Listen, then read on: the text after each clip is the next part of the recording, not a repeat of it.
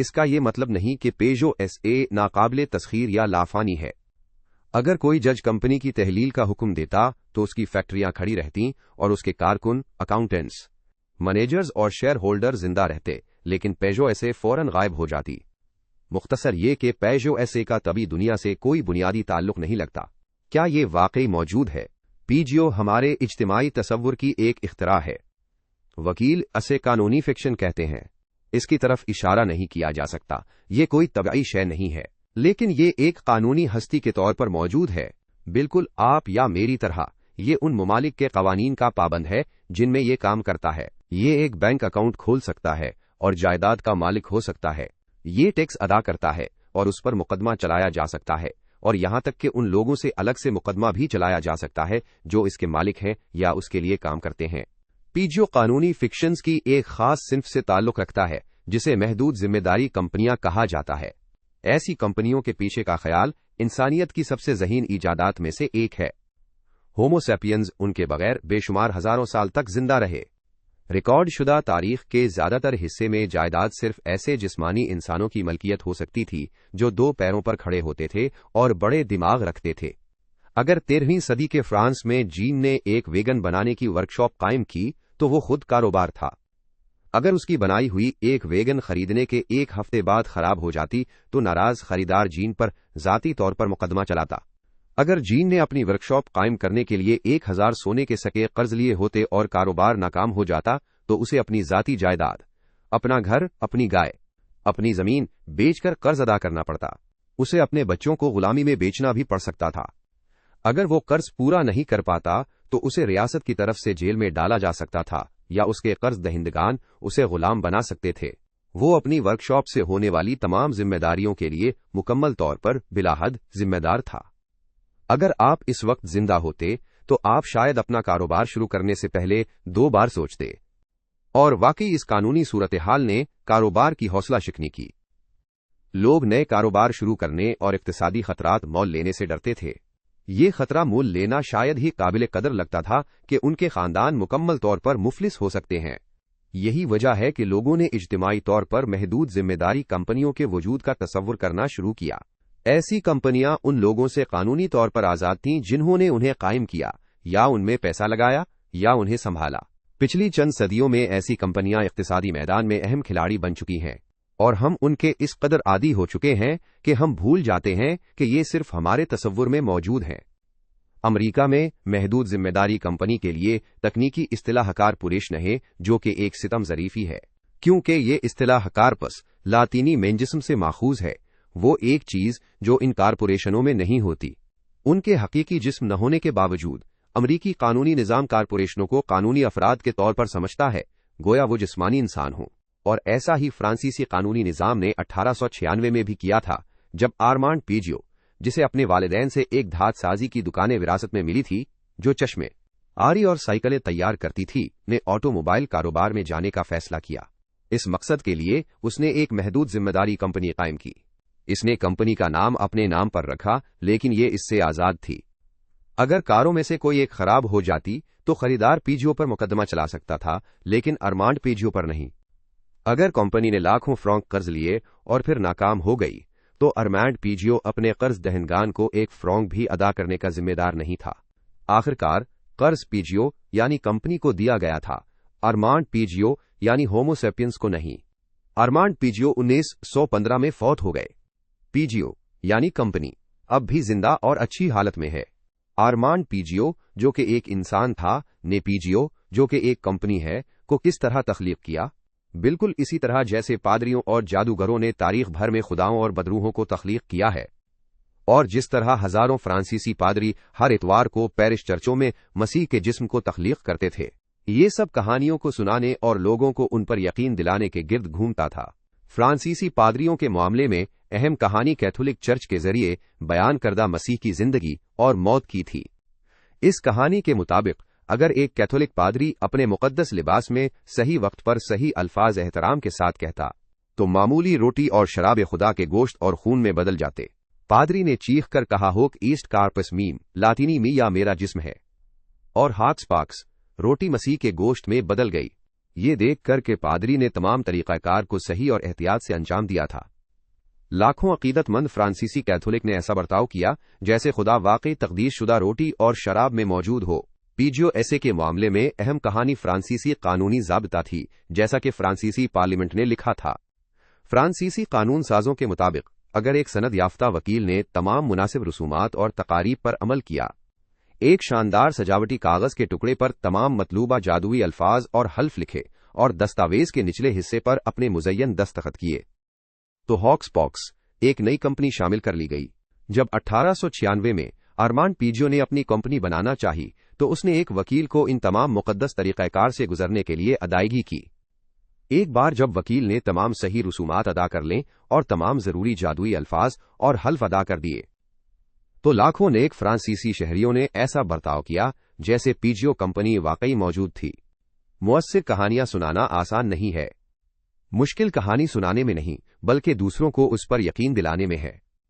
تاریخ کا بڑا حصہ اسی سوال کے گرد گھومتا ہے، کوئی لاکھوں لوگوں کو دیوتاؤں یا قوموں یا محدود ذمہ داری کمپنیوں کے بارے میں خاص کہانیوں پر یقین کرنے کے لیے کیسے قائل کرتا ہے؟ لیکن جب یہ کامیاب ہوتا ہے تو یہ سپینز کو بے پناہ طاقت دیتا ہے، کیونکہ یہ لاکھوں اجنبیوں کو تعاون کرنے اور مشترکہ اہداف کی طرف کام کرنے کے قابل بناتا ہے۔ ذرا تصور کریں کہ اگر ہم صرف ان چیزوں کے بارے میں بات کر سکتے جو حقیقت میں موجود ہیں، جیسے دریا، درخت اور شیر، تو ریاستیں یا چرچ یا قانونی نظام بنانا کتنا مشکل ہوتا۔ سالوں کے دوران لوگوں نے کہانیوں کا ایک ناقابل یقین حد تک پیچیدہ جال بنا ہے۔ اس جال کے اندر پیجیو جیسے افسانے نہ صرف موجود ہیں بلکہ بے پناہ طاقت بھی جمع کرتے ہیں۔ ایسی چیزیں جو لوگ کہانیوں کے اس جال کے ذریعے تخلیق کرتے ہیں، علمی حلقوں میں انہیں افسانے، سماجی ڈھانچہ، تصوراتی حقیقتیں کہا جاتا ہے۔ ایک تصوراتی حقیقت جھوٹ نہیں ہوتی۔ میں جھوٹ بولتا ہوں جب میں کہتا ہوں کہ دریا کے قریب ایک شیر ہے جب مجھے اچھی طرح معلوم ہے کہ وہاں کوئی شیر نہیں ہے۔ جھوٹ کے بارے میں کچھ خاص نہیں ہے۔ سبز بندر اور چمپینزی جھوٹ بول سکتے ہیں۔ مثال کے طور پر ایک سبز بندر کو دیکھا گیا ہے کہ وہ خبردار ایک شیر کی آواز لگاتا ہے جب آس پاس کوئی شیر نہیں ہوتا۔ اس الارم نے آسانی سے ایک ساتھی بندر کو ڈرا کر بھگا دیا تھا جس نے ابھی ایک کیلا ڈھونڈا تھا، جس سے جھوٹ بولنے والا اکیلا رہ گیا اور انعام خود چرا لیا۔ جھوٹ کے برعکس ایک تصوراتی حقیقت ایسی چیز ہے جس پر ہر کوئی یقین کرتا ہے، اور جب تک یہ اجتماعی عقیدہ برقرار رہتا ہے، تصوراتی حقیقت دنیا میں قوت رکھتی ہے۔ سٹادل غار کا مجسمہ ساز شیر انسان محافظ روح کے وجود پر خلوص دل سے یقین رکھتا ہوگا۔ کچھ جادوگر دھوکے باز ہوتے ہیں، لیکن زیادہ تر خلوص دل سے دیوتاؤں اور بدروحوں کے وجود پر یقین رکھتے ہیں۔ زیادہ تر کروڑ پتی خلوص دل سے پیسہ اور محدود ذمہ داری کمپنیوں کے وجود پر یقین رکھتے ہیں۔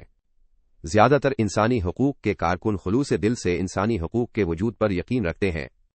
2011 میں جب اقوام متحدہ نے لیبیا کی حکومت سے اپنے شہریوں کے انسانی حقوق کا احترام کرنے کا مطالبہ کیا تو کوئی جھوٹ نہیں بول رہا تھا، اگرچہ اقوام متحدہ، لیبیا اور انسانی حقوق سب ہمارے زرخیز تخیلات کی اختراعات ہیں۔ ادراکی انقلاب کے بعد سے سپینز اس طرح دوہری حقیقت میں رہ رہے ہیں، ایک طرف دریاؤں، درختوں اور شیروں کی معروضی حقیقت اور دوسری طرف دیوتاؤں، قوموں اور کارپوریشنوں کی تصوراتی حقیقت۔ وقت گزرنے کے ساتھ تصوراتی حقیقت مزید طاقتور ہوتی گئی، یہاں تک کہ آج دریاؤں، درختوں اور شیروں کی بقا بھی دیوتاؤں، قوموں اور کارپوریشنوں جیسی تصوراتی ہستیوں کی مہربانی پر منحصر ہے۔ جینوم کو نظر انداز کرنا، الفاظ سے ایک تصوراتی حقیقت تخلیق کرنے کی صلاحیت نے بڑی تعداد میں اجنبیوں کو مؤثر طریقے سے تعاون کرنے کے قابل بنایا۔ لیکن اس نے کچھ اور بھی کیا۔ چونکہ بڑے پیمانے پر انسانی تعاون افسانوں پر مبنی ہے، اس لیے لوگوں کے تعاون کے طریقے کو افسانوں کو بدل کر مختلف کہانیاں سنا کر تبدیل کیا جا سکتا ہے۔ صحیح حالات میں افسانے تیزی سے بدل سکتے ہیں۔ 1789 میں فرانسیسی آبادی تقریباً راتوں رات بادشاہوں کے خدائی حق کے افسانے پر یقین سے لوگوں کی خود مختاری کے افسانے پر یقین کی طرف منتقل ہو گئی۔ نتیجتاً ادراکی انقلاب کے بعد سے ہومو سیپینز بدلتی ہوئی ضروریات کے مطابق اپنے رویے کو تیزی سے تبدیل کرنے کے قابل ہو گئے ہیں۔ اس نے ثقافتی ارتقاء کی ایک تیز رفتار گلی کھول دی جس نے جینیاتی ارتقاء کے ٹریفک جام کو نظر انداز کیا۔ اس تیز رفتار گلی میں تیزی سے بڑھتے ہوئے ہومو سیپینز نے جلد ہی تعاون کرنے کی اپنی صلاحیت میں دیگر تمام انسانی اور جانوروں کی نسلوں کو پیچھے چھوڑ دیا۔ دوسرے سماجی جانوروں کا رویہ बड़ी हद तक इनके जीन से तय होता है। डीएनए कोई मुतलकुल अनान हुक्मरान नहीं है। जानवरों के रवैये पर माहौलियाती अवामिल और इनफरादी आदात का भी असर पड़ता है। ताहम एक दिए गए माहौल में एक ही नस्ल के जानवर इसी तरह का रवैया दिखाने का रुझान रखते हैं। समाजी रवैये में अहम तब्दीलियां आम तौर पर जीनियाती तब्दीलियों के बगैर नहीं हो सकती। मिसाल के तौर पर आम चिंपैंजियों में एक अल्फा नर की सरबराही में दर्जाबंदी वाले गिरोहों में रहने का जीनियाती रुझान होता है। करीबी रिश्तेदार चिंपैंजी की एक नस्ल बोनोबोस के अराकीन आमतौर पर ज्यादा मसावात पसंद गिरोहों में रहते हैं, जिन पर खवातीन के इत्तेहाद का गलबा होता है। मादा आम चिंपैंजी अपनी बोनोबो रिश्तेदारों से सबक लेकर नसाई इनकलाब नहीं ला सकती। नर चिंपैंजी एक आईनी असेंबली में जमा होकर अल्फा नर का ओहदा खत्म करने और ये ऐलान करने के लिए कि अब से तमाम चिंपैंजियों के साथ मसावी सलूक किया जाएगा, जमा नहीं हो सकते। रवैये में ऐसी ड्रामाई तब्दीलियां सिर्फ इस सूरत में होंगी जब चिंपैंजियों के डीएनए में कुछ तब्दील होता। इसी तरह की वजूहात की बिना पर कदीम इंसानों ने कोई इनकलाब शुरू नहीं किया। जहां तक हम बता सकते हैं, समाजी नमूनों में तब्दीलियां नई टेक्नोलॉजीज की ईजाद और गैर मुल्की मस्कनों में आबादकारी जीनियाती तब्दीलियों और माहौलियाती दबाव का नतीजा थी, न कि सकाफती इकदामात का। यही वजह है कि इंसानों को ये कदम उठाने में सैकड़ों हजारों साल लगे।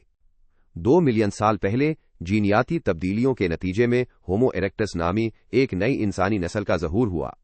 उसके ज़हूर के साथ एक नई पत्थर के औजार की टेक्नोलॉजी की तरक्की भी हुई, जिसे अब उस नस्ल की एक इम्तियाजी खुसूसियत के तौर पर तस्लीम किया जाता है। जब तक होमो इरेक्टस ने मजीद जीनियाती तब्दीलियां नहीं की, इसके पत्थर के औजार तकरीबन 2 मिलियन साल तक तकरीबन वैसे ही रहे। उसके बरक्स इदराकी इनकलाब के बाद से सेपियंस अपने रवैये को तेजी से तब्दील करने के काबिल हो गए हैं। नए रवैयों को आने वाली नस्लों में बगैर किसी जीनियाती या माहौलियाती तब्दीली के मुंतकिल कर रहे हैं। एक बेहतरीन मिसाल के तौर पर बेऔलाद अशराफिया की बार बार मौजूदगी पर गौर करें, जैसे कैथोलिक पादरी, बुद्ध मत के खानकाही अहकामात और चीनी ख्वाजा सराओं की ब्यूरोक्रेसी। ऐसी अशराफिया का वजूद कुदरती इंतखाब के सबसे बुनियादी उसूलों के खिलाफ है, क्योंकि मुआशरे के ये गालिब अराकीन रजाकाराना तौर पर अफजाइश नस्ल से दस्तबरदार हो जाते हैं। जबकि चिंपैंजी अल्फा नर अपनी ताकत का इस्तेमाल ज्यादा से ज्यादा खवातीन के साथ जिनसी ताल्लुकात कायम करने के लिए करते हैं और नतीजतन अपने गिरोह के नौजवानों का एक बड़ा हिस्सा पैदा करते हैं। कैथोलिक अल्फा नर जिनसी ताल्लुकात और बच्चों की देखभाल से मुकम्मल तौर पर परहेज करता है। ये परहेज किसी मुनफरिद माहौलियाती हालात जैसे खुराक की शदीद कमी या मुमकिना साथियों की कमी का नतीजा नहीं है, न ही ये किसी अजीब जीनियाती तब्दीली का नतीजा है। कैथोलिक चर्च कई सदियों से जिंदा है, एक पॉप से दूसरे पॉप को जर्द का जेन मुंतकिल करके नहीं, बल्कि नए अहदनामा और कैथोलिक कैनन कानून की कहानियां मुंतकिल करके। दूसरे अल्फाज में, जबकि कदीम इंसानों के रवैये के नमूने दसियों हजारों सालों तक मुकर्रर रहे, सेपियंस अपनी समाजी साख्त, अपने बाहमी ताल्लुकात की नौइयत, अपनी इक्तिसादी सरगर्मियां और बहुत से दूसरे रवैये एक दहाई या दो के अंदर तब्दील कर सकते थे। बर्लिन के एक रिहायशी पर गौर करें जो 1900 में पैदा हुआ और 100 साल की उम्र तक जिंदा रहा। उसने अपना बचपन वल्हीम दोम की होहेंजोलैंड सल्तनत में गुजारा। इसके बालिग साल वीमार जमहूरिया, नाजी तीसरी रीख और कम्युनिस्ट मशरकी जर्मनी में गुजरे और वो एक जमहूरी और मुत्तहिद जर्मनी की शहरी के तौर पर फौत हुई। उसने 5 बहुत मुख्तलिफ समाजी व सियासी निजामों का हिस्सा बनने का इंतजाम किया था, हालांकि उसका डीएनए बिल्कुल वही रहा। ये सेपियंस की कामयाबी की कलीद थी। एक पर लड़ाई में एक नेंडरथल शायद सेपियंस को हरा देता, लेकिन सैकड़ों के तसादुम में नेंडरथल्स के पास कोई मौका नहीं होता। नेंडरथल्स शेरों की मौजूदगी के बारे में मालूमात बांट सकते थे, लेकिन वो शायद कबायली रूहों के बारे में कहानियां नहीं सुना सकते थे और न ही उन्हें तब्दील कर सकते थे। अफसाने तख्लीक करने की सलाहियत के बगैर नेंडरथल्स बड़ी तादाद में मुअस्सिर तरीके से ताउन करने से कासिर थे और न ही वो अपने समाजी रवैये को तेजी से बदलते हुए चैलेंजों के मुताबिक ढाल सकते थे।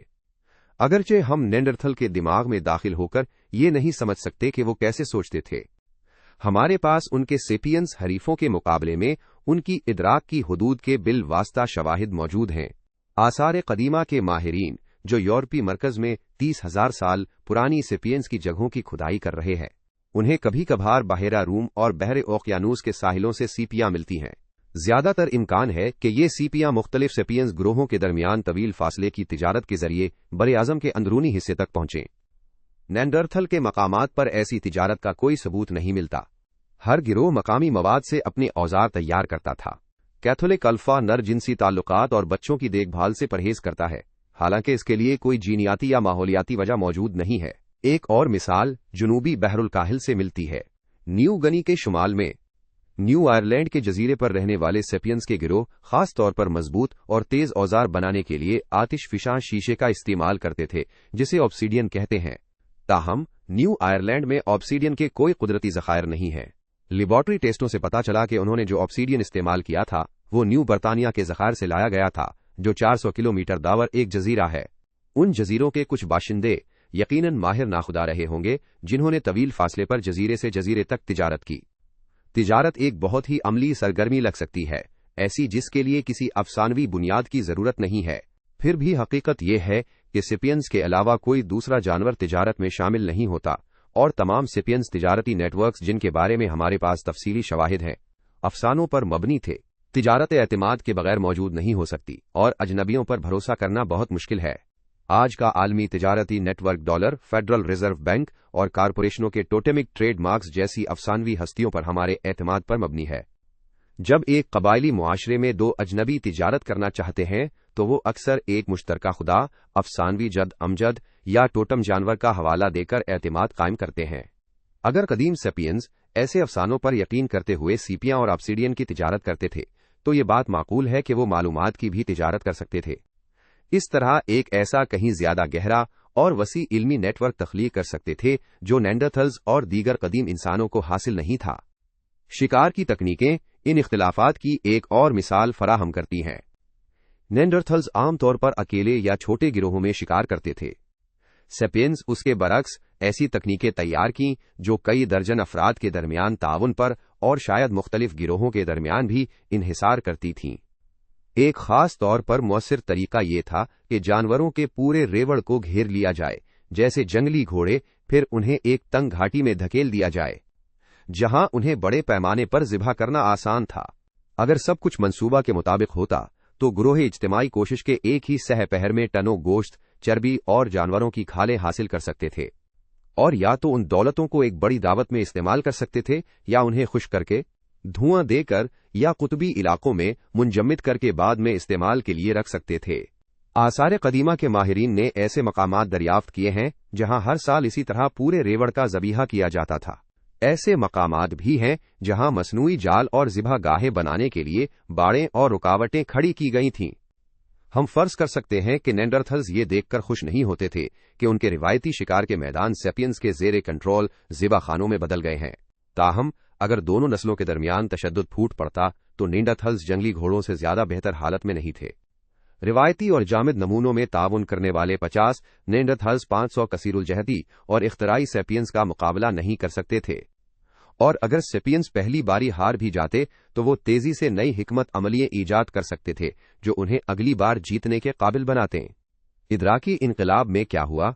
नई सलाहियत बाई वसी नताइज होमो सेपियंस के गिरदो पेश की दुनिया के बारे में ज्यादा मिकदार में मालूमात मुंतकिल करने की सलाहियत, पेचीदा इकदामात की मनसूबाबंदी और उन पर अमल दरामद, जैसे शेरों से बचना और बाइसन का शिकार करना, सेपियंस के समाजी ताल्लुकात के बारे में ज्यादा मिकदार में मालूमात मुंतकिल करने की सलाहियत, बड़े और ज्यादा मरबूत समाजी गिरोह जो 150 अफराद तक की तादाद पर मुश्तमिल होते हैं, ऐसी चीजों के बारे में मालूमात मुंतकिल करने की सलाहियत जो हकीकत में मौजूद नहीं है, जैसे कबायली रूहें, कौमें, महदूद जिम्मेदारी कंपनियां और इंसानी हुकूक अलिफ, बहुत बड़ी तादाद में अजनबियों के दरमियान ताउन बे समाजी रवैये में तेजी से जिद्दत, तारीख और हयातियात सेपियंस ने जो तसव्वुराती हकीकतें ईजाद की और उनके नतीजे में रवैये के नमूनों का जो तनव्वो पैदा हुआ, वो हमारे सकाफतें कहलाने वाली चीज के अहम अज्जा हैं। एक बार जब सकाफतें नमूदार हुई तो उन्होंने कभी बदलना और तरक्की करना नहीं छोड़ा, और ये नाकाबिले रोक तब्दीलियां ही वो हैं जिसे हम तारीख कहते हैं। उसके मुताबिक इदराकी इनकलाब वो नुक्ता है जब तारीख ने हयातियात से अपनी आज़ादी का ऐलान किया। इदराकी इनकलाब तक तमाम इंसानी नस्लों के अमाल हयातियात के दायराकार में आते थे, या अगर आप तरजीह दें तो माकबल तारीख। मैं माकबल तारीख की इस्तिलाह से बचने की कोशिश करता हूं, क्योंकि यह गलत तौर पर यह जाहिर करता है कि इदराकी इनकलाब से पहले भी इंसान अपनी एक अलग किस्म में थे। इदराकी इनकलाब के बाद से तारीखी बयानिए होमो सेपियंस की तरक्की की वजाहत के हमारे बुनियादी जराए के तौर पर हयातियाती नजरियात की जगह ले लेते हैं। عیسائیت کے عروج یا فرانسیسی انقلاب کو سمجھنے کے لیے جینز، ہارمونز اور جانداروں کے تعامل کو سمجھنا کافی نہیں ہے۔ خیالات، تصاویر اور تصورات کے تعامل کو بھی مد نظر رکھنا ضروری ہے۔ اس کا مطلب یہ نہیں کہ ہومو سیپینز اور انسانی ثقافت حیاتیاتی قوانین سے مستثنیز ہو گئے ہیں۔ ہم اب بھی جانور ہیں اور ہماری جسمانی، جذباتی اور ادراکی صلاحیتیں اب بھی ہمارے ڈی این اے سے تشکیل پاتی ہیں۔ ہمارے معاشرے نینڈوتھل یا چمپینزی معاشروں کے انہی اجزاء سے بنے ہیں، اور ہم ان اجزاء، احساسات، جذبات، خاندانی تعلقات کا جتنا زیادہ جائزہ لیتے ہیں، اتنا ہی کم فرق ہمیں اپنے اور دوسرے بندروں کے درمیان ملتا ہے۔ تاہم انفرادی یا خاندانی سطح پر اختلافات تلاش کرنا غلطی ہے۔ ایک سے ایک یا حتیز کے 10 سے 10 ہم شرمناک حد تک چمپینزیوں سے مشابہ ہیں۔ اہم اختلافات صرف تب ظاہر ہونا شروع ہوتے ہیں جب ہم 150 افراد کی حد کو عبور کرتے ہیں، اور جب ہم 1,000 افراد تک پہنچتے ہیں تو اختلافات حیران کن ہوتے ہیں۔ اگر آپ ہزاروں چمپینزیوں کو تیانامن چوک، وال سٹریٹ، ویٹیکن یا اقوام متحدہ کے صدر دفتر میں اکٹھا کرنے کی کوشش کرتے تو نتیجہ افراتفری ہوتا۔ اس کے برعکس سیپینز باقاعدگی سے ایسی جگہوں پر ہزاروں کی تعداد میں جمع ہوتے ہیں۔ وہ مل کر منظم نمونے جیسے تجارتی نیٹ ورکس، بڑے پیمانے پر جشن اور سیاسی ادارے تخلیق کرتے ہیں جو وہ تنہائی میں کبھی تخلیق نہیں کر سکتے تھے۔ ہمارے اور چمپینزیوں کے درمیان حقیقی فرق وہ افسانوی گوند ہے جو بڑی تعداد میں افراد، خاندانوں اور گروہوں کو آپس میں جوڑتا ہے۔ اس گوند نے ہمیں تخلیق کا مالک بنا دیا ہے۔ یقیناً ہمیں دیگر مہارتوں کی بھی ضرورت تھی، جیسے اوزار بنانے اور استعمال کرنے کی صلاحیت، لیکن اوزار سازی کا کوئی خاص نتیجہ نہیں ہوتا جب تک کہ اسے دوسروں کے ساتھ تعاون کرنے کی صلاحیت کے ساتھ نہ جوڑا جائے۔ ایسا کیسے ہے کہ اب ہمارے پاس جوہری وار ہیڈز والی بین البراعظمی میزائلیں ہیں، جبکہ 30,000 سال پہلے ہمارے پاس صرف چقماق کے نیزوں والی لاٹھیاں تھیں؟ جسمانی طور پر پچھلے 30,000 سالوں میں ہماری اوزار سازی کی صلاحیت میں کوئی خاص بہتری نہیں آئی ہے۔ البرٹ آئنسٹائن اپنے ہاتھوں سے قدیم شکاری جمع کنندہ کے مقابلے میں کہیں کم ماہر تھا، تاہم بڑی تعداد میں اجنبیوں کے ساتھ تعاون کرنے کی ہماری صلاحیت میں ڈرامائی طور پر بہتری آئی ہے۔ قدیم چقماق نیزہ ایک ہی شخص نے چند منٹوں میں تیار کیا تھا، جس نے چند قریبی دوستوں کی صلاح اور مدد پر انحصار کیا تھا۔ ایک جدید جوہری وار ہیڈ کی پیداوار کے لیے دنیا بھر کے لاکھوں اجنبیوں کے تعاون کی ضرورت ہوتی ہے۔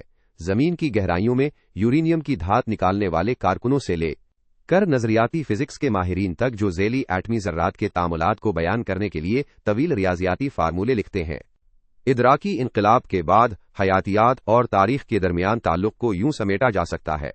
الف، حیاتیات ہومو سیپینز کے رویے اور صلاحیتوں کے لیے بنیادی پیرامیٹرز مقرر کرتی ہے۔ پوری تاریخ اس حیاتیاتی میدان کی حدود میں وقوع پذیر ہوتی ہے۔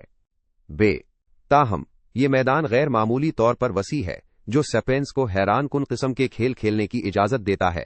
افسانہ ایجاد کرنے کی اپنی صلاحیت کی بدولت سیپینز زیادہ سے زیادہ پیچیدہ کھیل تخلیق کرتے ہیں جنہیں ہر نسل مزید ترقی دیتی اور تفصیل سے بیان کرتی ہے۔ جی، نتیجتاً یہ سمجھنے کے لیے کہ سیپینز کیسے برتاؤ کرتے ہیں، ہمیں ان کے اعمال کے تاریخی ارتقاء کو بیان کرنا چاہیے۔ صرف ہماری حیاتیاتی مجبوریوں کا حوالہ دینا ایسا ہوگا جیسے ایک ریڈیو سپورٹس کاسٹر جو ورلڈ کپ فٹ بال چیمپئن شپ میں موجود ہو اپنے سامعین کو کھلاڑیوں کے اقدامات کا حساب دینے کے بجائے کھیل کے میدان کی تفصیلی وضاحت پیش کرے۔ ہمارے پتھر کے زمانے کے آباء و اجداد تاریخ کے میدان میں کون سے کھیل کھیلتے تھے؟ جہاں تک ہم جانتے ہیں تقریباً 30,000 سال پہلے سٹادل کے شیر مرد کو تراشنے والے لوگوں میں وہی جسمانی، جذباتی اور فکری صلاحیتیں تھیں جو ہمارے پاس ہیں۔ صبح اٹھ کر وہ کیا کرتے تھے؟ ناشتے اور دوپہر کے کھانے میں وہ کیا کھاتے تھے؟ ان کے معاشرے کیسے تھے؟ کیا ان کے یک زوجگی کے رشتے اور بنیادی خاندان تھے؟ کیا ان کی تقریبات، اخلاقی ضابطے، کھیلوں کے مقابلے اور مذہبی رسومات تھیں؟ کیا وہ جنگیں لڑتے تھے؟ اگلا باب پردے کے پیچھے جھانکتا ہے، ان ہزاروں سالوں کی زندگی کا جائزہ لیتا ہے جو ادراکی انقلاب کو زرعی انقلاب سے الگ کرتے ہیں۔ یہاں اور اگلے صفحات میں جب سیپینز کی زبان کے بارے میں بات کی جاتی ہے تو میرا مطلب ہماری نسل کی بنیادی لسانی صلاحیتوں سے ہے، نہ کہ کسی خاص لہجے سے۔ انگریزی، ہندی اور چینی سب سیپینز کی زبان کی مختلف شکلیں ہیں۔ بظاہر ادراکی انقلاب کے وقت بھی مختلف سیپینز گروہوں کے مختلف لہجے تھے۔ 3. آدم اور حوا کی زندگی میں ایک دن۔ ہماری فطرت، تاریخ اور نفسیات کو سمجھنے کے لیے ہمیں اپنے شکاری جمع کنندہ آباء و اجداد کے دماغوں میں جھانکنا ہوگا۔ हमारी नस्ल की तकरीबन पूरी तारीख में सेपियंस शिकारी के तौर पर रहते थे। पिछले 200 साल, जिस दौरान बढ़ती हुई तादाद में सेपियंस ने शहरी मजदूरों और दफ्तरी कारकुनों के तौर पर अपनी रोजी रोटी हासिल की, और उससे पहले के 10,000 साल, जिस दौरान ज्यादातर सेपियंस किसानों और चरवाहों के तौर पर रहते थे, हमारे आबाओ अजदाद के हजारों सालों के मुकाबले में आंख झपकने के बराबर है, जिस दौरान उन्होंने शिकार किया और चीजें जमा की। इर्तिकाई नफ्सियात का फरोग पाता हुआ शोबा ये दलील देता है कि हमारी बहुत सी मौजूदा समाजी और नफ्सियाती खुसूसियात इस तवील माक़बल ज़रियाई दौर में तश्कील पाएं। इस शोबे के मुहक्किकीन आज भी ये दावीज़ करते हैं कि हमारे दिमाग और जहन शिकार और जमा करने की जिंदगी के लिए ढले हुए हैं। हमारी खाने की आदत, हमारे तनाज़ात और हमारी जिनसियत सब इस तरीके का नतीजा है जिससे हमारे शिकारी जमा कुनिंदा जहन हमारे मौजूदा सनती दौर के बाद के माहौल के साथ तामुल करते हैं, जिसमें मेगा सिटीज, हवाई जहाज, टेलीफोन और कंप्यूटर शामिल हैं। ये माहौल हमें पिछली किसी भी नस्ल के मुकाबले में ज्यादा मादी वसाइल और लंबी उम्र देता है, लेकिन ये अक्सर हमें बेगानगी, डिप्रेशन और दबाव का एहसास दिलाता है। इर्तिकाई नफ्सियात के माहिरीन दलील देते हैं कि ये समझने के लिए कि ऐसा क्यों है, हमें शिकारी जमा कुनिंदा की दुनिया में गहराई से जाना होगा जिसने हमें तश्कील दिया, वो दुनिया जिसमें हम लाशऊरी तौर पर अब भी रहते हैं। मिसाल के तौर पर, लोग क्यों ज्यादा कैलोरी वाली खुराक पर टूट पड़ते हैं जो उनके जिस्मों के लिए ज्यादा फायदेमंद नहीं होती। आज के खुशहाल मुआशरे मोटापे की वबा की जद में है जो तेजी से तरक्की पजीर ममालिक में फैल रही है। ये एक मुअम्मा है कि हम सबसे मीठी और चिकनी खुराक क्यों बहुत ज्यादा खाते हैं, जब तक कि हम अपने शिकारी जमा कुनिंदा आबाओ अजदाद की खाने की आदत पर गौर न करें। इन सवाना और जंगलात में जहां वो रहते थे, ज्यादा कैलोरी वाली मीठी चीजें इंतहाई नायाब थीं और खुराक आम तौर पर कम दस्तयाब थी। 30,000 साल पहले के एक आम शिकारी जमा कुनिंदा को सिर्फ एक किस्म की मीठी खुराक, पके हुए फल तक रसाई हासिल थी। अगर पत्थर के जमाने की एक औरत को इंजीरों से लदा एक दरख्त नजर आता तो सबसे समझदार काम ये होता कि वो मौके पर ही जितने ज्यादा खा सकती थी खा लेती, इससे पहले कि मकामी बैबून का ग्रोह दरख्त को खाली कर दे। ज्यादा कैलोरी वाली खुराक पर टूट पड़ने की जिबलत हमारे जीन्स में गहरी थी, हार्ड वायर्ड। आज हम शायद ओवरस्टफ रेफ्रिजरेटर्स वाले ऊंची इमारतों में रह रहे हों, लेकिन हमारे डीएनए अब भी ये सोचता है कि हम सिवाना में हैं। यही वजह है कि जब हमें फ्रीजर में बेन एंड जेरी का पूरा डब्बा मिलता है तो हम उसे चम्मच से खा लेते हैं और उसके बाद एक बड़ा कुक पी लेते हैं। यह ज्यादा खाने के जीन का नजरिया बड़े पैमाने पर कबूल किया जाता है। दीगर नजरियात कहीं ज्यादा मुतनाज़िया हैं। मिसाल के तौर पर, कुछ इर्तिकाई माहिरीन नफ्सियात का दावीज करते हैं कि कदीम शिकारी जमा कुनिंदा गिरोह यकजौजगी जोड़ों पर मबनी बुनियादी खानदानों पर मुश्तमिल नहीं थे, बल्कि शिकारी जमा कुनिंदा ऐसी कम्यूनों में रहते थे जो नजी मिल्कियत, यकजौजगी ताल्लुकात और हत्तीज के बाप होने के तसव्वुर से भी आरी थीं। ऐसे ग्रोह में एक औरत एक ही वक्त में कई मर्दों और औरतों के साथ जिनसी ताल्लुकात कायम कर सकती थी और गहरे रिश्ते बना सकती थी, और गुरोह के तमाम बालिग अफराद अपने बच्चों की परवरिश में ताउन करते थे। चूंकि कोई मर्द यकीनी तौर पर नहीं जानता था कि कौन सा बच्चा उसका है, मर्द तमाम नौजवानों के लिए यकसां तशवीश का इजहार करते थे। ऐसी समाजी साख्त कोई एक्वेरियन यूटोपिया नहीं है, ये जानवरों में अच्छी तरह से दस्तावेजी है, खास तौर पर हमारे करीबी रिश्तेदारों चिंपैंजियों और बोनोबोज में। आज भी कुछ इंसानी सकाफतें ऐसी हैं जिनमें इज्तिमाई बाप होने की मश्क की जाती है, जैसा कि बारी इंडियंस में। ऐसी सोसाइटियों के अकायद के मुताबिक एक बच्चा किसी एक आदमी के नुत्फे से पैदा नहीं होता, बल्कि एक औरत के रहम में नुत्फे के जमा होने से होता है। एक अच्छी माँ कई मुख्तलिफ मर्दों के साथ जिनसी ताल्लुकात कायम करने को तरजीह देगी, खास तौर पर जब वो हामिला हो, ताकि उसका बच्चा न सिर्फ बेहतरीन शिकारी बल्कि बेहतरीन कहानी सुनाने वाले, सबसे मजबूत जंगजू और सबसे ज्यादा ख्याल रखने वाले आशिक की खुसूसियात और पिदरी देखभाल से लुत्फ अंदोज हो सके। अगर ये बेवकूफाना लगता है तो याद रखें कि जदीद जुनीनियात एम्ब्रियोलॉजिकल मुतालियात की तरक्की से पहले लोगों के पास कोई ठोस सबूत नहीं था कि बच्चे हमेशा एक ही बाप से पैदा होते हैं, न कि कई से। अस्कदीम कम्यून नजरिए के हामी दलील देते हैं कि जदीद शादियों की खुसूसियत बनने वाली बार बार की बेवफाइयां और तलाक की बुलंद शरहें, बच्चों और बालिगों को मुतासिर करने वाले नफ्सियाती पेचीदगियों की कसरत का जिक्र करना तो दौर की बात। ये सब इंसानों को बुनियादी खानदानों और यकजौजगी ताल्लुकात में रहने पर मजबूर करने का नतीजा है, जो हमारे हयातियाती सॉफ्टवेयर के साथ मुताबिकत नहीं रखते। बहुत से उलमा इस नजरिए को सख्ती से मुस्तरद करते हुए इसार करते हैं कि यकजौजगी और बुनियादी खानदानों की तश्कील दोनों ही बुनियादी इंसानी रवैये हैं। یہ محققین دلیل دیتے ہیں کہ اگرچہ قدیم شکاری جمع کنندہ معاشرے جدید معاشروں کے مقابلے میں زیادہ فرقہ وارانہ اور مساوات پسند ہوتے تھے، لیکن وہ پھر بھی الگ الگ خلیوں پر مشتمل تھے، ہر ایک میں ایک حسد کا شکار جوڑا اور ان کے مشترکہ بچے ہوتے تھے۔ یہی وجہ ہے کہ آج یکزوجگی تعلقات اور بنیادی خاندان زیادہ تر ثقافتوں میں معمول ہیں۔ مرد و خواتین اپنے ساتھیوں اور بچوں کے تئیں بہت زیادہ ملکیت پسند ہوتے ہیں، اور یہاں تک کہ شمالی کوریا اور شام جیسی جدید ریاستوں میں بھی سیاسی اختیار باپ سے بیٹے کو منتقل ہوتا ہے۔ اس تنازع کو حل کرنے اور ہماری جنسیت، معاشرے اور سیاست کو سمجھنے کے لیے ہمیں اپنے آباء و اجداد کے رہنے کے حالات کے بارے میں کچھ جاننے کی ضرورت ہے۔ یہ جاننے کے لیے کہ سپین 70,000 سال پہلے کے ادراکی انقلاب اور تقریباً 12,000 سال پہلے زرعی انقلاب کے آغاز کے درمیان کیسے رہتے تھے۔ بدقسمتی سے ہمارے شکاری جمع کنندہ آباء و اجداد کی زندگیوں کے بارے میں بہت کم یقین ہے۔ قدیم کمیونہ ورابدی یکزوجگی کے مکاتب فکر کے درمیان بحث کمزور شواہد پر مبنی ہے۔ ظاہر ہے کہ ہمارے پاس شکاریوں کے دور سے کوئی تحریری ریکارڈ نہیں ہے اور آثار قدیمہ کے شواہد بنیادی طور پر پتھرائی ہوئی ہڈیوں اور پتھر کے اوزار پر مشتمل ہیں۔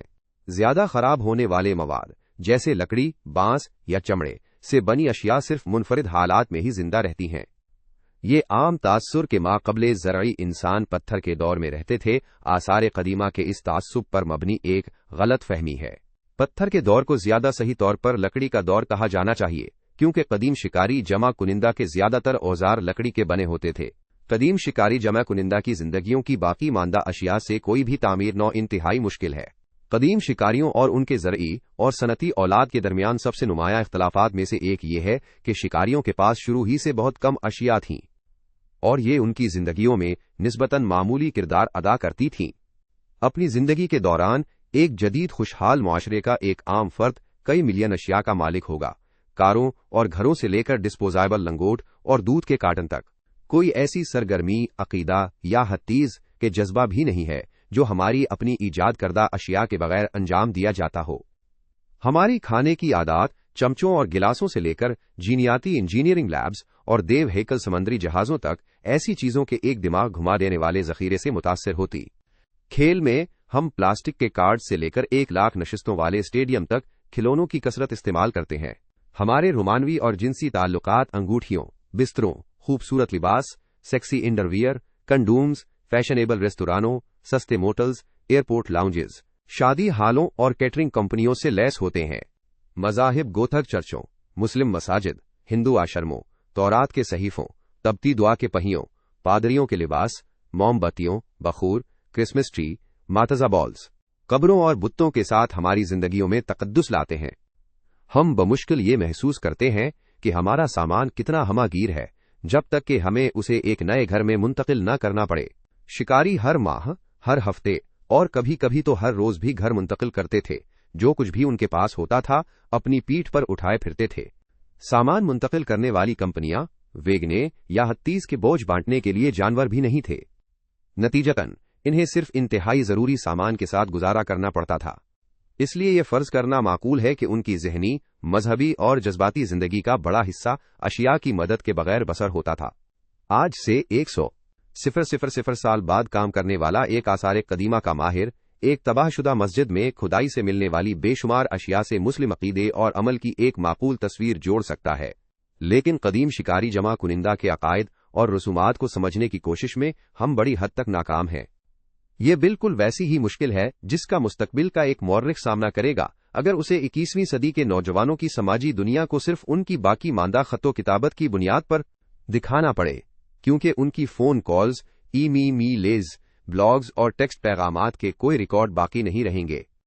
اشیاء پر انحصار اس طرح قدیم شکاری جمع کنندہ کی زندگی کے ایک بیان کو متعصبانہ بنائے گا۔ اس کو درست کرنے کا ایک طریقہ یہ ہے کہ جدید شکاری جمع کنندہ معاشروں کا مطالعہ کیا جائے۔ ان کا براہ راست مطالعہ بشریاتیاتی مشاہدے کے ذریعے کیا جا سکتا ہے، لیکن جدید شکاری جمع کنندہ معاشروں سے قدیم معاشروں تک ایکسٹراپولیٹنگ کرتے وقت بہت محتاط رہنے کی ٹھوس وجوہات ہیں۔ سب سے پہلے وہ تمام شکاری معاشرے جو جدید دور تک زندہ رہے ہیں پڑوسی زرعی اور صنعتی معاشروں سے متاثر ہوئے ہیں۔ نتیجتاً یہ فرض کرنا خطرناک ہے کہ جو کچھ ان کے لیے سچ ہے وہ ہزاروں سال پہلے بھی سچ تھا۔ دوسرا، جدید شکاری معاشرے زیادہ تر مشکل موسمی حالات اور غیر موافق علاقے والے علاقوں میں زندہ بچے ہیں، جو زراعت کے لیے موزوں نہیں ہے۔ وہ معاشرے جنہوں نے جنوبی افریقہ کے کالاہاری صحرا جیسی جگہوں کے انتہائی حالات کے مطابق خود کو ڈھالا ہے۔ وہ یانگتسی دریائی وادی جیسے زرخیز علاقوں میں قدیم معاشروں کو سمجھنے کے لیے ایک بہت ہی گمراہ کن ماڈل فراہم کر سکتے ہیں۔ خاص طور پر کالاہاری صحرا جیسے علاقے میں آبادی کی کثافت قدیم یانگتسی کے آس پاس کے مقابلے میں کہیں کم ہے، اور اس کے انسانی گروہوں کے سائز اور ساخت اور ان کے درمیان تعلقات کے بارے میں اہم سوالات پر گہرے اثرات مرتب ہوتے ہیں۔ تیسرا، شکاری جمع کنندہ معاشروں کی سب سے نمایاں خصوصیت یہ ہے کہ وہ ایک دوسرے سے کتنے مختلف ہیں۔ وہ نہ صرف دنیا کے ایک حصے سے دوسرے حصے تک بلکہ ایک ہی علاقے میں بھی مختلف ہوتے ہیں۔ اس کی ایک اچھی مثال آسٹریلیا کے مقامی لوگوں میں یورپی آباد کاروں کو ملنے والی بے پناہ تنوع ہے۔ برطانوی فتح سے عین پہلے براعظم پر 3 لاکھ سے 7 لاکھ شکاری جمع کنندہ 200 سے 600 قبائل میں رہتے تھے، جن میں سے ہر ایک کو مزید کئی گروہوں میں تقسیم کیا گیا تھا۔ ہر قبیلے کی اپنی زبان، مذہب، اصول اور رسم و رواج تھے۔ جنوبی آسٹریلیا میں، جہاں اب ایڈیلیڈ ہے، کئی پدری قبیلے رہتے تھے جو باپ کی طرف سے نسب کا حساب لگاتے تھے۔ یہ قبیلے سختی سے علاقائی بنیادوں پر قبائل میں جڑے ہوئے تھے۔ اس کے برعکس شمالی آسٹریلیا کے کچھ قبائل ایک شخص کے مادری نسب کو زیادہ اہمیت دیتے تھے، اور ایک شخص کی قبائلی شناخت اس کے علاقے کے بجائے اس کے ٹوٹم پر منحصر ہوتی تھی۔ یہ سمجھ میں آتا ہے کہ قدیم شکاری جمع کنندہ کے درمیان نسلی اور ثقافتی تنوع بھی اتنا ہی متاثر کن تھا، اور زرعی انقلاب کے موقع پر دنیا میں آباد 5 سے 8 ملین شکاری ہزاروں الگ الگ قبائل میں تقسیم تھے، جن کی ہزاروں مختلف زبانیں اور ثقافتیں تھیں۔ آخرکار یہ ادراکی انقلاب کے اہم نتائج میں سے ایک تھا۔ افسانے کے ظہور کی بدولت یہاں تک کہ وہی جینیاتی بناوٹ والے لوگ جو اسی طرح کے ماحولیاتی حالات میں رہتے تھے، بہت مختلف تصوراتی حقیقتیں تخلیق کرنے کے قابل تھے، جو مختلف اصولوں اور اقدار میں ظاہر ہوتی تھیں۔ مثال کے طور پر اس بات پر یقین کرنے کی ہر وجہ ہے کہ ایک شکاری گروہ جو 30,000 سال پہلے اس جگہ پر رہتا تھا جہاں اب آکسفورڈ یونیورسٹی ہے، اس کی زبان اس گروہ سے مختلف ہوتی جو اب کیمبرج میں واقع ہے۔ ایک گروہ جنگجو ہو سکتا تھا اور دوسرا پرامن۔ شاید کیمبرج کا گروہ فرقہ وارانہ تھا، جبکہ آکسفورڈ کا گروہ بنیادی خاندانوں پر مبنی تھا۔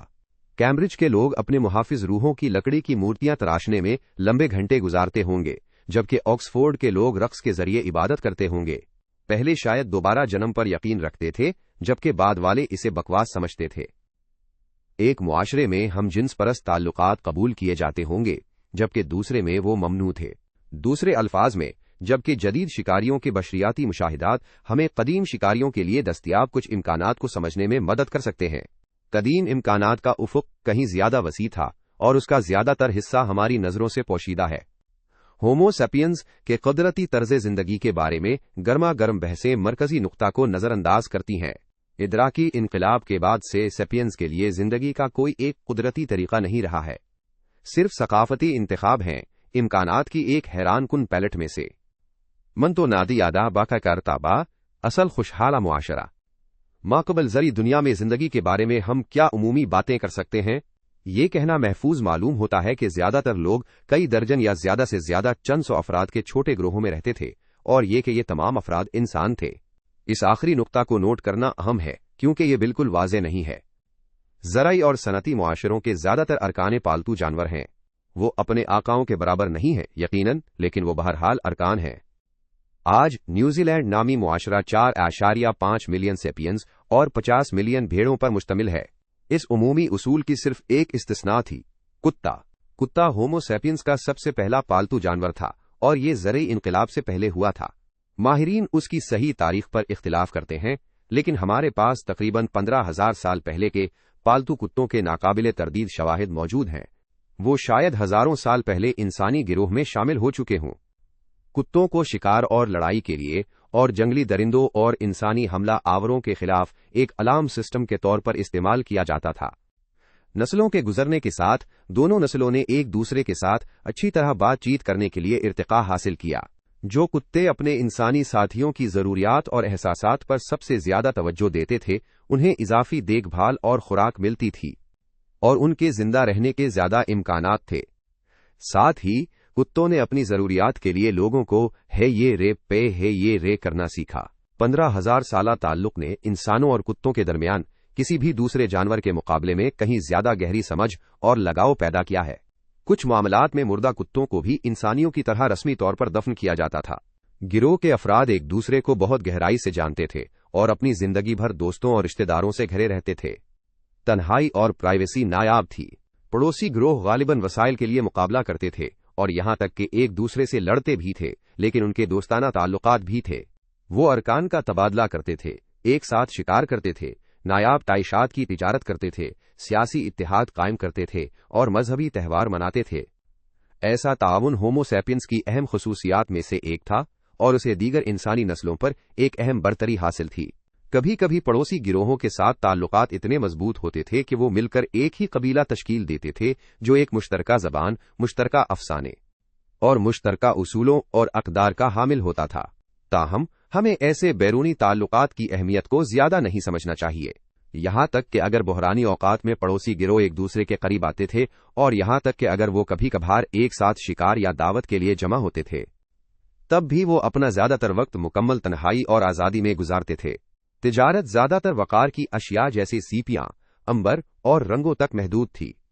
इस बात का कोई सबूत नहीं कि लोग फलों और गोश्त जैसी बुनियादी अशिया की तिजारत करते थे या ये कि एक गिरोह का वजूद दूसरे से अशिया की दरामद पर मुनहसिर था। समाजी सियासी ताल्लुकात भी छटपट होते थे। कबीला एक मुस्तकिल सियासी ढांचे के तौर पर काम नहीं करता था और अगरचे उसके मौसमी मुलाकाती मकामात होते थे, कोई मुस्तकिल कस्बे या इदारे नहीं थे। औसत शख्स कई महीने बगैर अपने गिरोह से बाहर के किसी इंसान को देखे या सुने गुजारता था और वो अपनी जिंदगी भर चंद सौ से ज्यादा इंसानों से नहीं मिलता था। सिपियंस की आबादी वसी इलाकों पर पतली फैली हुई थी। ज़र इनकलाब से पहले पूरे सारे की इंसानी आबादी आज के काहिरा की आबादी से कम थी। पहला पालतू जानवर शुमाली इसराइल में मिली एक 12,000 साल पुरानी कब्र। इसमें एक 50 साला खातून का ढांचा एक पप्पी नीचे बाएं कोने के साथ है। पपी को खातून के सर के करीब दफन किया गया था। उसका बायां हाथ कुत्ते पर इस तरह रखा हुआ है जो जज्बाती ताल्लुक की निशानदही कर सकता है। यकीनन दीगर मुमकिना वजाहतें भी हैं। शायद मिसाल के तौर पर पपी अगले जहान के दरबान को एक तोहफा था। ज्यादातर सेपियंस ग्रोह सफर में रहते थे, खुराक की तलाश में एक जगह से दूसरी जगह भटकते रहते थे। उनकी नकलो हरकत बदलते मौसमों, जानवरों की सालाना हिजरत और पौधों के बढ़ने के चक्रों से मुतासिर होती थी। वो आम तौर पर अपने ही इलाके में आगे पीछे सफर करते थे, जो कई दर्जन से लेकर कई सौ मुरब्बा किलोमीटर के दरमियान का इलाका होता था। कभी कभार ग्रोह अपने इलाके से बाहर निकलकर नए इलाकों की तलाश करते थे, चाहे कुदरती आफात की वजह से, पुरतशद्दद तनाज़ात की वजह से, आबादी के दबाव की वजह से या किसी करिश्माती रहनुमा की पहल पर। यह भटकना इंसानी आलमी तौसी का मुहर्रिक था। अगर एक शिकारी ग्रोह हर 40 साल बाद तकसीम हो जाता और उसका अलग होने वाला ग्रोह 100 किलोमीटर मशरिक में एक नए इलाके में हिजरत कर जाता, तो मशरकी अफ्रीका से चैन तक का फासला तकरीबन 10,000 साल में तय हो जाता। कुछ गैर मामूली सूरतों में जब खुराक के जराए खास तौर पर वाफिर होते थे तो ग्रोह मौसमी और हत्तीज के मुस्तकिल कैंपों में आबाद हो जाते थे। खुराक को खुश्क करने, धुआं देने और मुंजमद करने की तकनीकों ने भी लंबे अरसे तक एक जगह ठहरने को मुमकिन बनाया। सबसे अहम बात यह है कि समुद्री ग़िज़ा और आबी परिंदों से मालामाल समंदरों और दरियाओं के साथ साथ इंसानों ने मुस्तकिल माही गिरी के गांव कायम किए। तारीख की पहली मुस्तकिल बस्तियां जो ज़र-ए इनकलाब से बहुत पहले थीं, इंडोनेशियाई जजीरों के साहिलों पर 45,000 साल पहले ही माही गिरी के गांव नमूदार हुए होंगे। ये वो बुनियाद हो सकती है जहां से होमो सेपियंस ने अपना पहला ट्रांसओशियानिक मंसूबा शुरू किया, ऑस्ट्रेलिया पर हमला। ज्यादातर मसाकिन में सेपियंस ग्रोह लचकदार और मौका परस्त अंदाज में खुद को खुराक फराहम करते थे। वो दीमक की तलाश करते, बेर चुनते, जड़ों की खुदाई करते, खरगोशों का पीछा करते और बाइसन और मेमत का शिकार करते। शिकारी इंसान की मकबूल तस्वीर के बावजूद जमा करना सेपियंस की बुनियादी सरगर्मी थी और इससे उनकी ज्यादातर कैलोरीज के साथ साथ फ्लेंट, लकड़ी और बांस जैसे खाम माल भी फराहम होते थे। सेपियंस सिर्फ खुराक और मवाद के लिए ही तलाश नहीं करते थे, वो इल्म के लिए भी तलाश करते थे। जिंदा रहने के लिए उन्हें अपने इलाके के एक तफसीली ज़हनी नक्शे की जरूरत थी। अपनी रोजमर्रा की खुराक की तलाश की कारकर्दगी को ज्यादा से ज्यादा करने के लिए उन्हें हर पौधे के बढ़ने के नमूनों और हर जानवर की आदात के बारे में मालूमात की जरूरत होती थी। उन्हें ये जानने की जरूरत थी कि कौन सी ग़िज़ाएं ग़िज़ाइयत बख्श हैं, कौन सी बीमार कर देती हैं और दूसरों को इलाज के तौर पर कैसे इस्तेमाल किया जाए। उन्हें मौसमों की पेशरफ्त और तूफान या खुश्क साली से पहले के इंतबाही अलामात को जानने की जरूरत थी। उन्होंने अपने करीब के हर नदी, हर अखरोट के दरख्त, हर रीछ की गार और हर चकमाक के पत्थर के जखीरे का मुताला किया। हर फर्द को यह समझना पड़ता था कि पत्थर का चाकू कैसे बनाया जाए, फटे हुए लिबास की मुरम्मत कैसे की जाए, खरगोश का जाल कैसे लगाया जाए और बर्फानी तोदों, सांप के काटने या भूखे शेरों का सामना कैसे किया जाए। उनमें से हर एक महारत में महारत हासिल करने के लिए बरसों की अप्रेंटिसशिप और मश्क की जरूरत होती थी। एक औसत कदीम शिकारी चंद मिनटों में एक चकमाक के पत्थर को नेजे की नोक में तब्दील कर सकता था। जब हम इस कारनामे की नकल करने की कोशिश करते हैं तो हम आम तौर पर बुरी तरह नाकाम रहते हैं। हम में से ज्यादातर में चकमाक और बेसॉल्ट की तहबंदी की खुसूसियात का माहिराना इल्म और उन्हें दुरुस्त तरीके से इस्तेमाल करने के लिए दरकार उम्दा मोटर महारतों की कमी होती। दूसरे अल्फाज में एक औसत शिकारी के पास अपने फौरी माहौल के बारे में अपने ज्यादातर जदीद औलाद के मुकाबले में वसीतर, गहरा और ज्यादा मुतनव्वा इल्म था। आज सनती मुआशरों में ज्यादातर लोगों को जिंदा रहने के लिए कुदरती दुनिया के बारे में ज्यादा जानने की जरूरत नहीं है। कंप्यूटर इंजीनियर, इंश्योरेंस एजेंट, तारीख के उस्ताद या फैक्ट्री कारकुन के तौर पर गुजारा करने के लिए आपको वाकई क्या जानने की जरूरत है? आपको अपने छोटे से महारत के मैदान के बारे में बहुत कुछ जानने की जरूरत है, लेकिन जिंदगी की ज्यादातर जरूरियात के लिए आप दूसरे माहिरीन की मदद पर आंखें बंद करके भरोसा करते हैं, जिनका अपना इल्म भी महारत के एक छोटे से मैदान तक महदूद होता है। इंसानी इज्तिमा आज कदीम गिरोहों के मुकाबले में कहीं ज्यादा जानता है, लेकिन इनफरादी सतह पर कदीम शिकारी जमा कुनिंदा तारीख के सबसे ज्यादा बाशऊर और हुनरमंद लोग थे। कुछ शवाहिद मौजूद हैं कि शिकारी जमा कुनिंदा के जमाने से औसत सैपियंस दिमाग का साइज दरअसल कम हुआ है। इस दौर में बका के लिए हर एक से गैर मामूली जहनी सलाहियतों की जरूरत थी। जब ज़िरात और सनत आई तो लोग बका के लिए दूसरों की महारतों पर ज्यादा से ज्यादा इन्हिसार कर सकते थे और हमकों के लिए नई जगह खुल गईं। आप पानी ढोने वाले या असेंबली लाइन वर्कर के तौर पर काम करके जिंदा रह सकते थे और अपने मामूली जीन्स को अगली नस्ल तक पहुंचा सकते थे। शिकारी न सिर्फ जानवरों, पौधों और अशिया की इर्द गिर्द की दुनिया पर महारत रखते थे, बल्कि अपने जिस्मों और हवास की अंदरूनी दुनिया पर भी।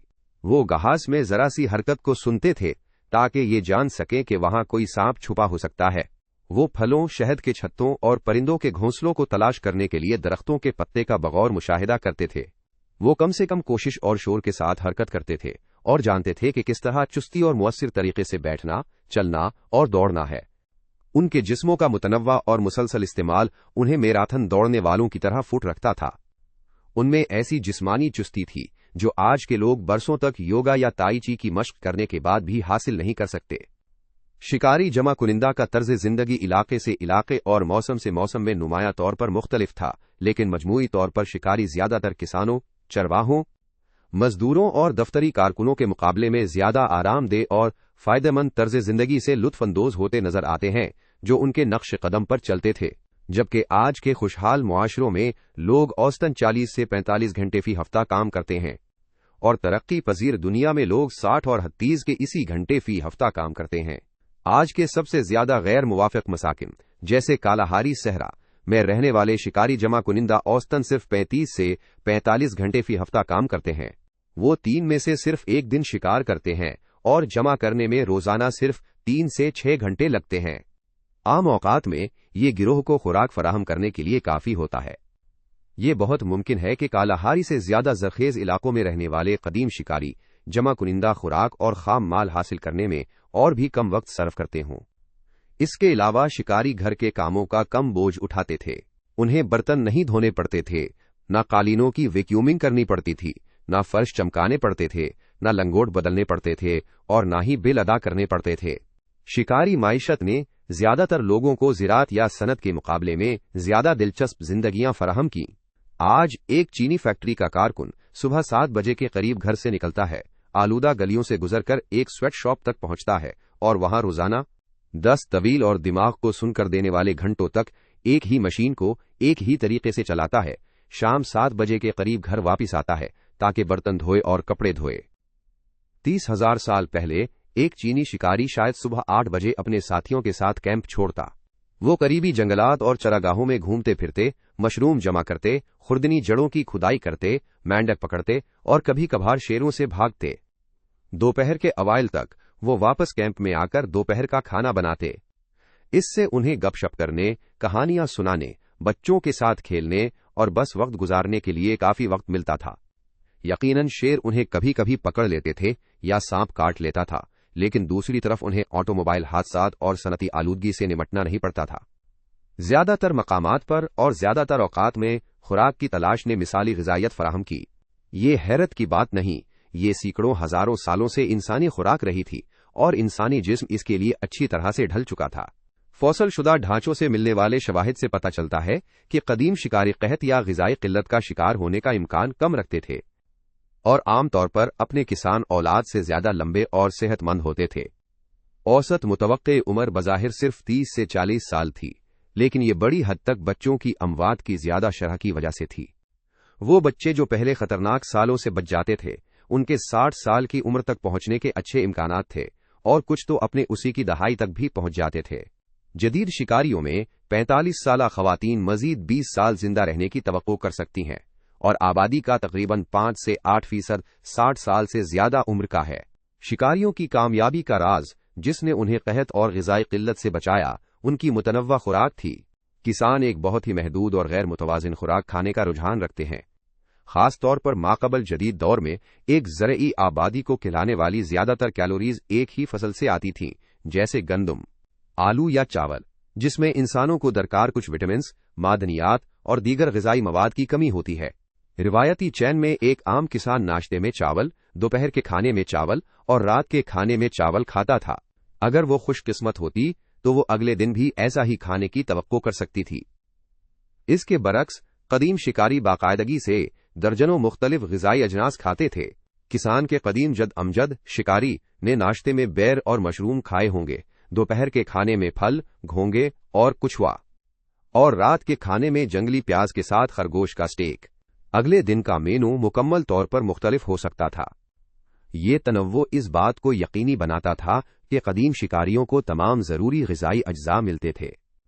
مزید برآں، کسی ایک قسم کی خوراک پر منحصر نہ ہونے کی وجہ سے جب کسی خاص خوراک کے ذریعہ میں ناکامی ہوتی تھی تو انہیں کم تکلیف ہوتی تھی۔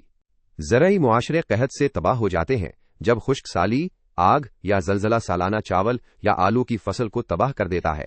شکاری معاشرے قدرتی آفات سے شاید ہی محفوظ تھے اور انہیں کمی اور بھوک کے دور کا سامنا کرنا پڑتا تھا، لیکن وہ عام طور پر ایسی آفات سے زیادہ آسانی سے نمٹ سکتے تھے۔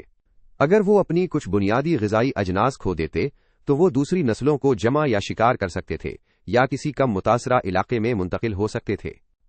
قدیم شکاریوں کو متعدی امراض سے بھی کم نقصان ہوتا تھا۔ زیادہ تر متعدی امراض جنہوں نے زرعی اور صنعتی معاشروں کو پریشان کیا ہے، جیسے چیچک، خسرا اور تبدق، پالتو جانوروں سے پیدا ہوئے اور زرعی انقلاب کے بعد ہی انسانوں میں منتقل ہوئے۔ قدیم شکاری جنہوں نے صرف کتوں کو پالتو بنایا تھا، ان آفتوں سے آزاد تھے۔ مزید برآں زرعی اور صنعتی معاشروں میں زیادہ تر لوگ گنجان غیر صحت مند مستقل بستیوں میں رہتے تھے، جو بیماری کے لیے مثالی گڑھ تھے۔ شکاری چھوٹے گروہوں میں زمین پر گھومتے تھے جو وبائی امراض کو برقرار نہیں رکھ سکتے تھے۔ صحت بخش اور متنوع خوراک، نسبتاً کم کام کے ہفتے اور متعدی امراض کی نایابی نے بہت سے ماہرین کو ماقبل زرعی شکاری معاشروں کو اصلی خوشحال معاشرے کے طور پر بیان کرنے پر مجبور کیا ہے۔ تاہم ان قدیم لوگوں کی زندگیوں کو مثالی قرار دینا ایک غلطی ہوگی۔ اگرچہ وہ زرعی اور صنعتی معاشروں کے زیادہ تر لوگوں سے بہتر زندگی گزارتے تھے، ان کی دنیا پھر بھی سخت اور بے رحم ہو سکتی تھی۔ کمی اور مشکل کے دور غیر معمولی نہیں تھے، بچوں کی اموات زیادہ تھیں، اور ایک حادثہ جو آج معمولی ہوتا آسانی سے موت کی سزا بن سکتا تھا۔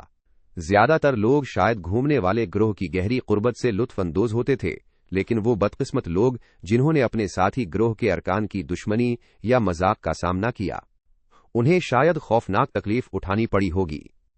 جدید شکاری کبھی کبھار بوڑھے یا معذور لوگوں کو چھوڑ دیتے ہیں اور یہاں تک کہ مار دیتے ہیں جو گروہ کے ساتھ نہیں چل پاتے۔ غیر مطلوبہ بچوں اور بچوں کو قتل کیا جا سکتا ہے، اور مذہبی طور پر متاثرہ انسانی قربانی کے معاملات بھی موجود ہیں۔ اچھے لوگ، شکاری جمع کنندہ جو 1960 کی دہائی تک پیراگوئے کے جنگلوں میں رہتے تھے، شکار کے تاریک پہلو کی ایک جھلک پیش کرتے ہیں۔ جب گروہ کا کوئی قیمتی رکن مر جاتا تھا تو اچھے رواج کے مطابق ایک چھوٹی لڑکی کو مار دیتے تھے اور دونوں کو ایک ساتھ دفن کرتے تھے۔ ماہرین بشریات جنہوں نے اچھے کا انٹرویو کیا، ایک ایسے معاملے کو ریکارڈ کیا जिसमें एक गिरोह ने एक दरमियानी उम्र के आदमी को छोड़ दिया जो बीमार पड़ गया था और दूसरों के साथ नहीं चल पा रहा था। उसे एक दरख्त के नीचे छोड़ दिया गया। गध उसके ऊपर मंडला रहे थे, एक भरपूर खाने की तवक्को में, लेकिन वो आदमी सेहतयाब हो गया और तेजी से चलते हुए वो गिरोह में दोबारा शामिल होने में कामयाब हो गया। उसका जिस्म परिंदों की फुजला से ढका हुआ था, इसलिए उसे आइंदा सेगत का फुजला कहा जाने लगा। जब एक बूढ़ी अच्छी औरत गिरोह के लिए बोझ बन जाती थी तो नौजवान मर्दों में से कोई एक उसके पीछे से आता और कुल्हाड़ी के वार से उसके सर पर मारकर उसे मार डालता। एक अच्छे मर्द ने मुतजस्सिस माहिरीन बशरियात को जंगल में अपने जवानी के सालों की कहानियां सुनाएं। मैं आमतौर पर बूढ़ी औरतों को मार देता था। मैं अपनी खालाओं को मारा करता था। औरतें मुझसे डरती थीं। अब यहां गोरों के साथ मैं कमजोर हो गया हूं। बगैर बालों के पैदा होने वाले बच्चों को, जिन्हें गैर तरक्की याफ्ता समझा जाता था, फौरन मार दिया जाता था। एक औरत ने याद किया कि उसकी पहली बच्ची को इसलिए मार दिया गया क्योंकि गिरोह के मर्द एक और लड़की नहीं चाहते थे। एक और मौके पर एक आदमी ने एक छोटे लड़के को इसलिए मार दिया क्योंकि वह बड़े मोड में था और बच्चा रो रहा था। एक और बच्चे को जिंदा दफन कर दिया गया क्योंकि वह मुज़हिका खेज लगता था और दूसरे बच्चे उस पर हंसते थे। ताहम हमें अच्छे को जल्दबाजी में नहीं परखना चाहिए। माहिरीन बशरियात, जिन्होंने उनके साथ कई साल गुजारे, रिपोर्ट करते हैं कि बालिगों के दरमियान तशद्दुद बहुत कम था। खवातीन और मर्द दोनों अपनी मर्जी से साथी बदलने के लिए आजाद थे। वो मुसलसल मुस्कुराते और हंसते थे। उनमें कोई क़यादत की दर्जाबंदी नहीं थी और आम तौर पर हावी होने वाले लोगों से गुरेज करते थे। वो अपनी चंद मिल्कियतों के साथ इंतहाई सखी थे और कामयाबी या दौलत के जुनून में मुब्तला नहीं थे। जिंदगी में जिन चीजों को वो सबसे ज्यादा अहमियत देते थे वो अच्छे समाजी तामुलात और आलीज मेयार की दोस्तियां थीं। वो बच्चों, बीमारों और बूढ़ों को मारने को इसी तरह देखते थे जैसे आज बहुत से लोग इसकाते हमल और मौत बरजा को देखते हैं। ये भी नोट किया जाना चाहिए कि अच्छे को पैराग्वे के किसानों ने बेरहमी से शिकार किया और मारा। अपने दुश्मनों से बचने की जरूरत ने शायद अच्छे को किसी भी ऐसे शख्स के तय गैर मामूली सख्त रवैया इख्तियार करने पर मजबूर किया जो गिरोह के लिए बोझ बन सकता था। सच ये है कि अच्छे मुआशरा हर इंसानी मुआशरे की तरह बहुत पेचीदा था। हमें उसके बारे में सरसरी वाकफियत की बुनियाद पर उसे शैतान बनाने या मिसाली करार देने से बचना चाहिए। अच्छे ना फरिश्ते थे और ना शैतान, वो इंसान थे। इसी तरह कदीम शिकारी जमा कुनिंदा भी थे।